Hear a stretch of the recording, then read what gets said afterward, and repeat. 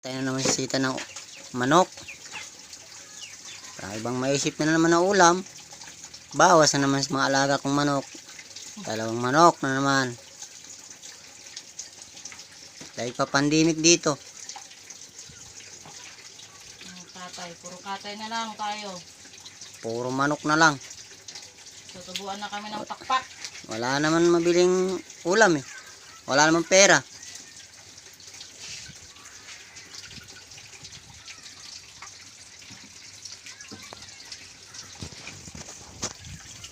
Sa gulay. Wala na sa gulay. Panawa na sa gulay. Araw-araw ba ng gulay? Kakadahon na kami dito eh.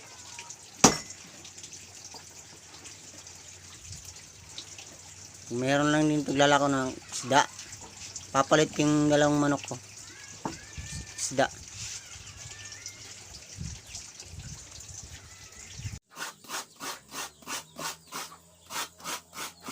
Naggagata kami ng manok.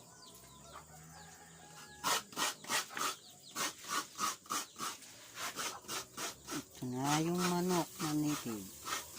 Pinapakuluan.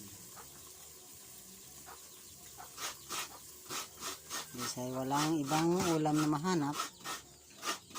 Tiyaga na naman sa manok. Bibinta ang manok kami.